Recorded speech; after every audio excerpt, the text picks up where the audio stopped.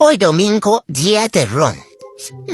De roncar todo el día porque no tengo ganas de hacer nada.